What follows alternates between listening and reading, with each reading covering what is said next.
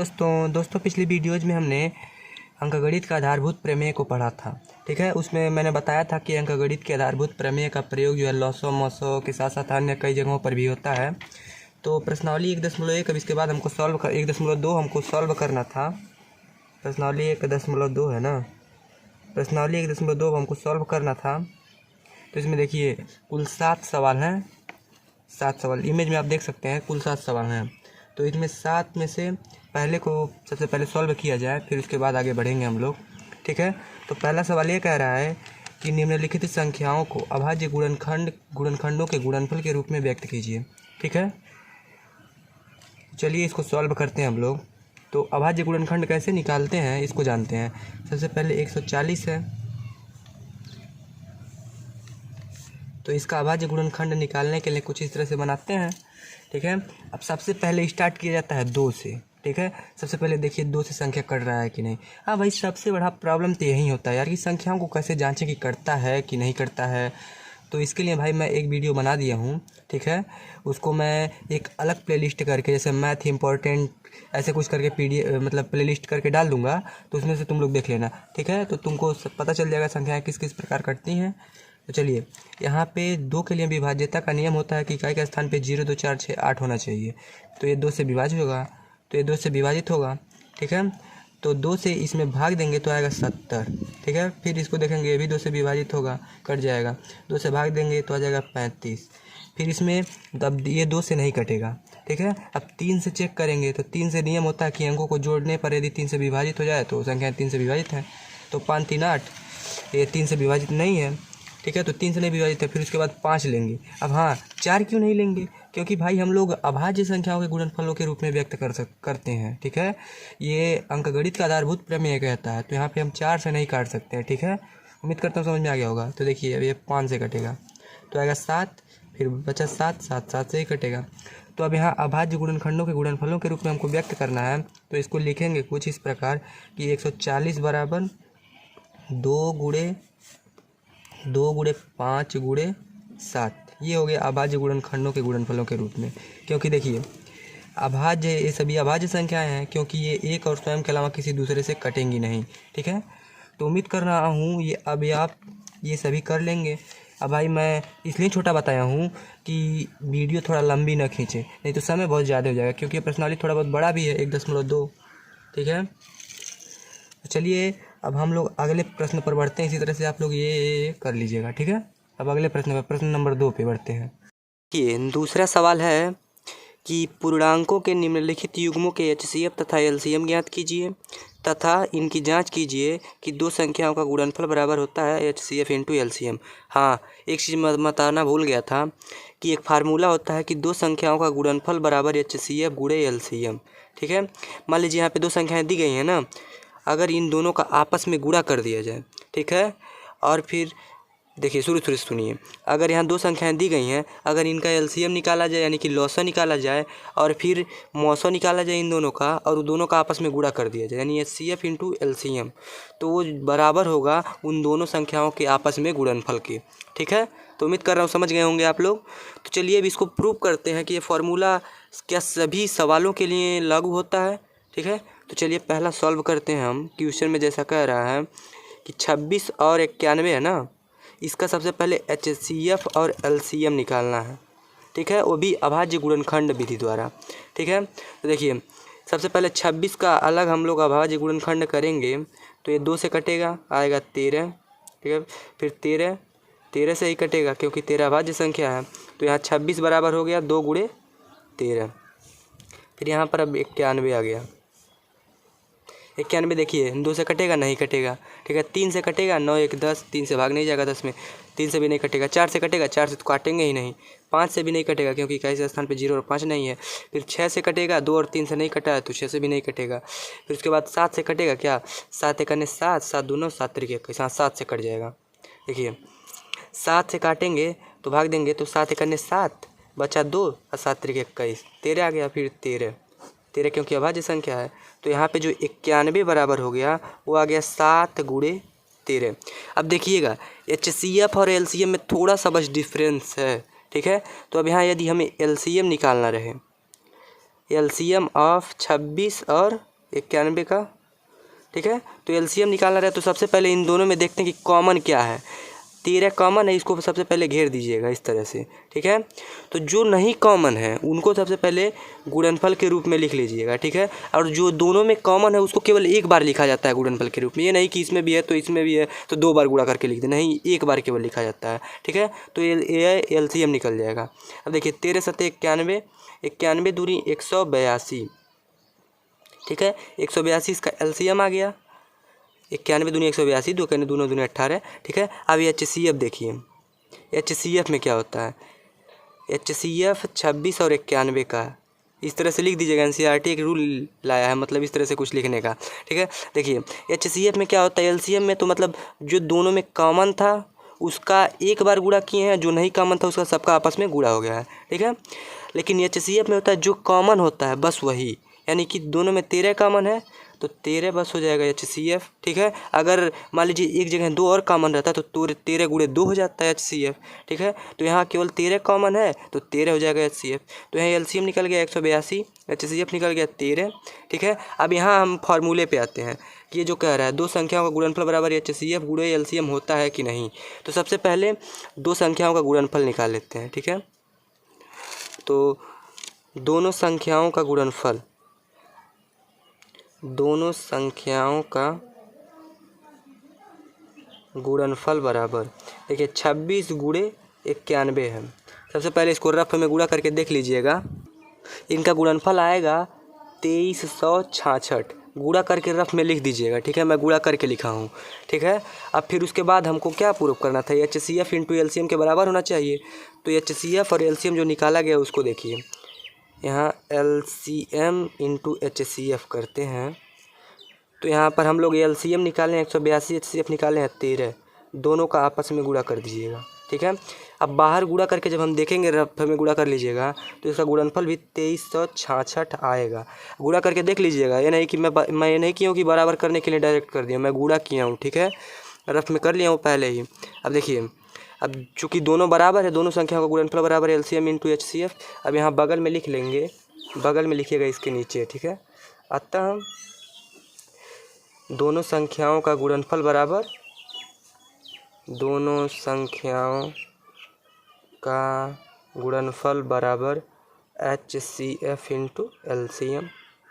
इसी तरह से देखिए, इसी तरह से इसमें इतना है, ठीक है। 1 2 3 सवाल है, बाकी 2 आप कर लीजिएगा, उम्मीद कर रहा हूँ कर लेंगे, ठीक है। आसान है यार, बस इसी तरह से निकालते चला जाना, बचपन से हम लोग लगा रहे हैं। तो चलिए बढ़ते हैं अगले सवाल की ओर। तीसरा सवाल है कि अभाज्य गुणनखंड विधि द्वारा निम्नलिखित पूर्णांकों के HCF और LCM ज्ञात कीजिए, ठीक है। इसमें पहला है ये 12, 15 और 21 का ज्ञात करना है, दूसरा है 17, 23 और 29 का, और तीसरा 8, 9 और 25 का ज्ञात करना है अभाज्य गुणनखंड विधि द्वारा, वही यार जो ऊपर हम लोग लगाए हैं, ठीक है। तो चलिए पहला मैं बता दे रहा हूँ, बाकी 2 आप लोग लगा लेंगे। पहला है 12, 15 और 21, ठीक है। तो अलग अलग सबका अभाज्य गुणनखंड करेंगे सबसे पहले। तो 12 का अलग करेंगे, ठीक है, 15 का अलग करेंगे, 21 का अलग करेंगे। तो अभाज्य गुणनखंड के लिए सबसे पहले सबसे छोटे अभाज्य संख्या से काटते हैं।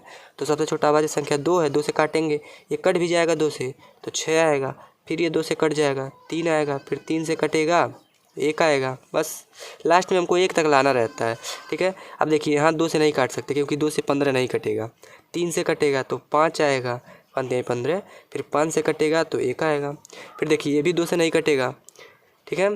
तब ये 3 से काटेंगे तो 3 से कट जाएगा, 3 7 21, फिर 7 से काटेंगे 1 आएगा। अब देखिए 12 बराबर हम कुछ इस तरह से 12 बराबर लिखेंगे 2 गुणे 2 गुणे 3, 2 गुणे 2 गुणे 3, ठीक है।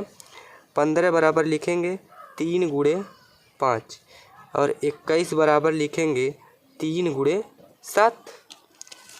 गुणा करने पर ये सब उसके बराबर आना चाहिए। देखिए जैसे 3 दूनी 6 दूनी 12 आ गया बराबर, 12 के 5 3 15, 15 के बराबर आ गया, 7 3 21, 21 के बराबर आ गया। तो दोनों पक्ष बराबर होने चाहिए, ये नहीं कि उल्टा सीधा आंसर आ जाए। अब देखिए HCF सबसे पहले देखेंगे, HCF 12, 15 और 21 का क्या होगा। तो देखिए तीनों में क्या कॉमन मिल रहा है, ठीक है। तीनों में, तो तीनों में देखिए 3 है और 3 है, ठीक है। तो जो तीनों में कॉमन मिले वही HCF हो जाता है 3। अब मान लीजिए कि कहीं इसमें 3 रहता ही नहीं, तब क्या CF होता है? अरे भाई एक सब में मिलता है। मान लीजिए कि अगर कहीं कुछ संख्या इस प्रकार रहे 2 × 2 × 3, ये 7 × 5 × 13, ये 17 × 19, इस तरह से कोई संख्या रहे, इसमें कुछ भी कॉमन नहीं मिल रहा है, तो सब में एक से गुणा करते हैं तो वही मान प्राप्त होता है। तो यानी कि एक सब में कॉमन मिल जाएगा, ठीक है। तो वहाँ 1 हो जाता है जहाँ कुछ कॉमन ना मिले। फिलहाल यहाँ पे हमको 3 कॉमन मिल रहा है तो HCF 3 हो जाएगा, ठीक है। LCM देखेंगे 12, 15 और 21 का। 12, 15 और 21 का LCM। तो सबसे पहले देखेंगे जो मिल रहा है, ठीक है, उसको तो पहले घेर लेंगे। फिर उसके बाद जो नहीं मिल रहा है सबसे पहले उसका गुणा करेंगे। 2 × 2, किसी में नहीं मिल रहा है। फिर 3 वाला एक मिल रहा है, जो मतलब एक कॉमन मिल रहा है उसको एक बार केवल लिखेंगे, ठीक है।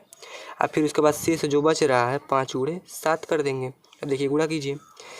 5 × 3 = 15, 2 × 30, 7 × 2 = 14, 4 × 28, 14 × 3 = 42, 420। अब देखिए 420 LCM आ गया, HCF 3 आ गया। इसी तरह से आप लोग ये वाला भी कर लेंगे, ये वाला भी कर लेंगे, ठीक है। उम्मीद करता हूँ समझ में आ गया होगा आप लोगों को। आसान है यार। चौथा सवाल है, देखिए HCF ऑफ 306 और 657। इसका मतलब हुआ कि 306 और 657 का HCF 9 दिया है, ठीक है। तो हमको इनका LCM ज्ञात करना है। तो अभी को हम एक फार्मूले की बात किए हैं ना कि दो संख्याओं का गुणनफल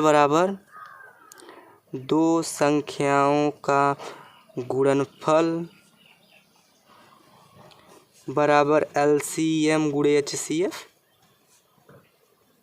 क्वेश्चन नंबर 2 में, ठीक है। तो वही वाले फार्मूले पे सेम लगेगा। तो देखिए दो संख्याएं दी गई हैं 306 और 657, इन दोनों का आपस में गुणा करेंगे तभी ना दो संख्याओं का गुणनफल प्राप्त होगा। बराबर LCM × HCF। तो LCM हमको ज्ञात करना है, ठीक है। तो LCM तो हमें ज्ञात करना है। HCF का मान दे दिया है 9, ठीक है। अब 9 को इधर भेजेंगे, गुणा है तो भाग हो जाएगा। तो यहाँ LCM बराबर 306 × 657/9। 9 से काटेंगे इसको, 9 × 3 = 27, 9 × 4 = 36। अब इसको हम गुणा करेंगे जब, तो LCM निकल के आ जाएगा कुछ 22, 33, 8, 22,338, ठीक है। तो LCM निकल के आ जाएगा। सिंपल है, दो संख्याओं का गुणनफल बराबर LCM × HCF। इसी फार्मूले पे रख के लगा देना है, बस सिंपल। अब अगले क्वेश्चन की बात करते हैं। चलिए अगले क्वेश्चन पे चलते हैं। 5वां सवाल है कि जांच कीजिए कि क्या किसी प्राकृतिक संख्या n के लिए संख्या 6 पे पावर n अंक 0 पर समाप्त हो सकती है। इसका मतलब सबसे पहले समझते हैं। 0 पे समाप्त होने का मतलब कि कोई भी संख्या प्राप्त हो सकती है। इकाई के स्थान पे केवल 0 होना चाहिए। दहाई पे कुछ भी हो सकता है, सैकड़े पे कुछ भी हो सकता है, यानी कि कुछ इस टाइप की संख्या 270 हो सकता है, 380 हो सकता है, कुछ भी हो सकता है इकाई दहाई के स्थान पे। लेकिन दहाई और सैकड़े के स्थान पे कुछ भी हो सकता है, लेकिन इकाई के स्थान पे 0 होना ही चाहिए। और एक ज़रूरी नहीं है कि वो 2 अंक का हो, 3 अंक का हो, कितने भी अंक का हो सकता है। तो ये कह रहा है कि जांच कीजिए कि क्या किसी प्राकृतिक संख्या n के लिए 6 पे पावर n अंक 0 पर समाप्त हो सकती है। हमको जांचना है कि क्या 6 पे पावर n अंक 0 पर समाप्त हो सकता है या नहीं, यानी कि लास्ट में इकाई के स्थान पे 0 आएगा कि नहीं। अगर हम 6 पे पावर n घात लगाते हैं, जहाँ n जो है प्राकृतिक संख्याओं का संग्रह है, यानी कि n की जगह प्राकृतिक संख्या में से कुछ भी रख सकते हैं, ठीक है। यानी कि 6 पे पावर 1 भी रख सकते हैं। प्राकृतिक संख्या यार, हम आपको कहोगे प्राकृतिक संख्या क्या होता है, तो भाई जाओ तुम पहले वीडियो देख के आओ, फिर उसके बाद इसको देखना। पहला वाला क्लास 9th का जो पहला सबसे वीडियो पड़ा होगा प्लेलिस्ट में, उसको देख के आओ, ठीक है। तो प्राकृतिक संख्या 1 से लेकर अनंत तक होता है। तो 6 पे पावर 1 भी हो सकता है, 2 भी हो सकता है, 6 पे पावर 3 भी हो सकता है, इसी तरह से 6 पे पावर कुछ भी हो सकता है, आगे बढ़ता चला जाएगा, ठीक है। तो कह रहा है क्या ये सभी संख्याएँ, क्या इनमें से कोई भी संख्या 0 पे समाप्त हो सकती है, ठीक है। तो इसी को हमको जाँचना है। तो सबसे पहले समझते हैं संख्याएं 0 पे समाप्त कब होती हैं।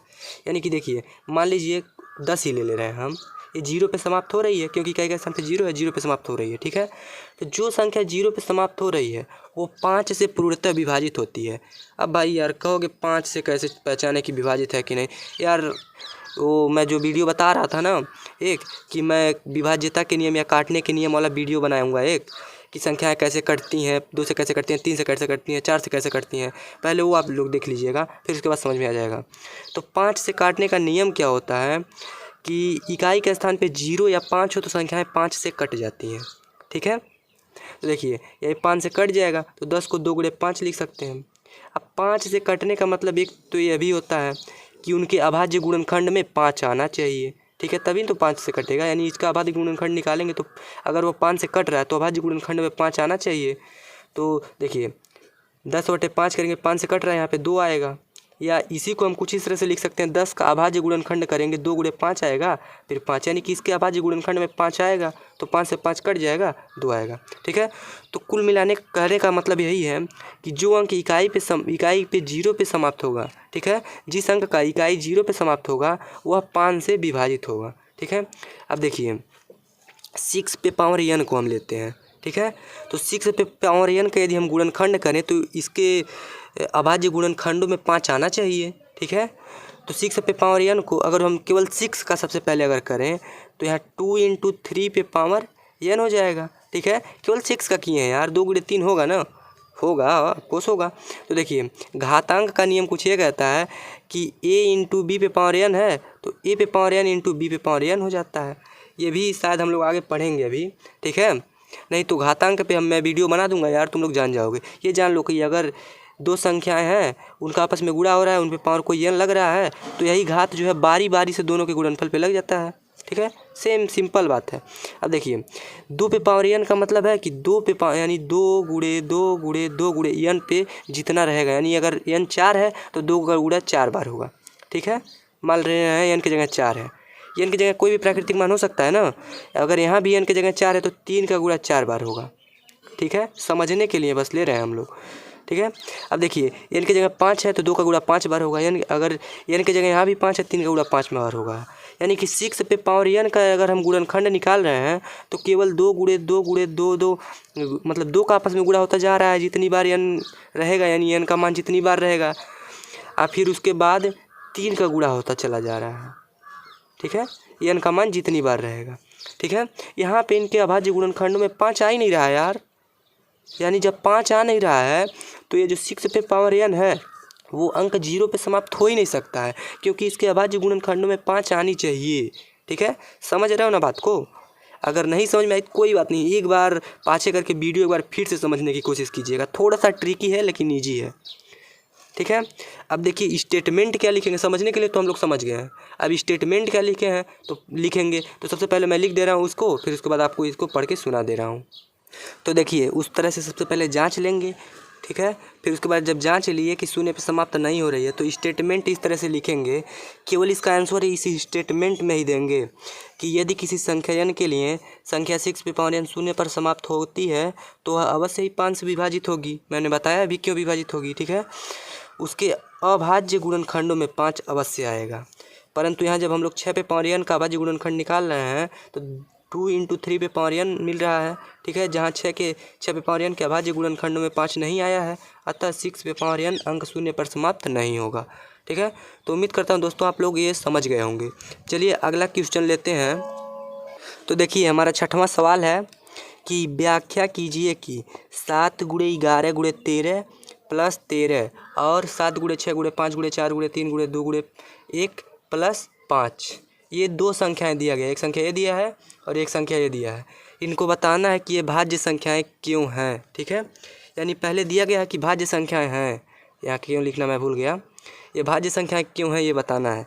तो सबसे पहले लिख ले रहे हैं इसको, पहली संख्या को। पहली संख्या क्या दिया गया है, 7 गुणे 11 गुणे 13 प्लस 13। ठीक है, अब भाज्य संख्या की सबसे पहले परिभाषा हमको जानना बहुत ज़रूरी है। तो भाई यार तुम लोग हमारा वीडियो अगर पहला देख लिए हो तब तो जान रहे होगे। ठीक है, अगर नहीं देखे हो तो जाके वीडियो देख लेना। मैं बता दे रहा हूँ, भाज्य संख्याएं वे संख्याएं होती हैं जो स्वयं और एक के अतिरिक्त किसी दूसरे संख्या से कट जाती हैं। यानी कि भाज्य संख्या ऐसी संख्या होगी, मान लीजिए कि देखिए यहाँ रफिंग कार्य कहाँ करें, यहाँ ऊपर थोड़ा सा, मान लीजिए कि अगर हम 20 को भाज्य कह रहे हैं तो 20 जो है 1 और 20 के अलावा किसी भी दूसरे संख्या से कटना चाहिए। तो देखिए 20 भाज्य संख्या है क्योंकि यह 2 से भी कट जाएगा। ठीक है, 10 से भी कट जाएगा, इसी तरह से 4 से भी कट जाएगा, 5 से भी कट जाएगा। तो यहाँ 1 और 20 के अलावा यानी 1 और स्वयं के अलावा किसी दूसरी संख्या से विभाजित हो रहा है, तो यह भाज्य संख्या है। ठीक है, तो भाज्य संख्या की यही परिभाषा होती है। तो अभी यहाँ चेक करना है कि ये संख्या स्वयं और 1 के अलावा क्या किसी दूसरे संख्या से विभाजित हो रहा है। अब देखिए इसको चेक कैसे करेंगे। तो सबसे पहले तो मैं आपको बता दे रहा हूँ इसमें कितने मतलब पद है। अगर आपको कोई पूछ ले तो क्या बताएंगे आप लोग। ठीक है, तो देखिए यहाँ सबसे पहले बोडमास के नियम से सबसे पहले गुणा होता है आपस में। ठीक है, तो सबसे पहले इनका गुणनफल हो जाएगा। तो गुणा न करके अगर हम इनमें 13 कॉमन ले लें तो देखिए यहाँ से 13 कॉमन मिल जाएगा और फिर इसमें भी 13 है, तो यहाँ 7 गुणे 11 यहाँ इंटू 1 13 की जगह और फिर प्लस यहाँ 13 से कॉमन लिए तो बचेगा 1। ठीक है, तो यहाँ 13 गुणे, अब यदि इसको आपस में गुणा कर दें तो 11 सत्ते 77 प्लस 1, तो यहाँ 13 गुणे 78 मिल गया। ठीक है, तो देखिए ये जो संख्या, अब देखिए ओरिजिनल संख्या तो वो होगी अगर 13 में 78 का गुणा करके जो निकालें तो ओरिजिनल संख्या वो होगी। ठीक है, तो वो जो ओरिजिनल संख्या प्राप्त होगी वो 1 और स्वयं के अलावा अगर किसी से विभाजित हो रही है तब तो हम कहेंगे भाज्य संख्या है। ऑफकोर्स हो रही है यार, क्योंकि 13 और 78 हम लोग गुणनखंड के रूप में व्यक्त कर दिए हैं, यानी कि यह 13 से भी विभाजित हो रही है, 78 से भी विभाजित हो जाएगी। ठीक है, इसलिए यह एक भाज्य संख्या है। ठीक, उम्मीद करता हूँ समझ में आ गया होगा कि भाज्य संख्या 1 और स्वयं के अलावा किसी दूसरे संख्या से विभाजित होना चाहिए, किसी तीसरे संख्या से। ठीक है, तो अगर इसका मूल संख्या क्या होगा, 13 में 78 का गुणा करके जो प्राप्त होगा वही मूल संख्या होगा।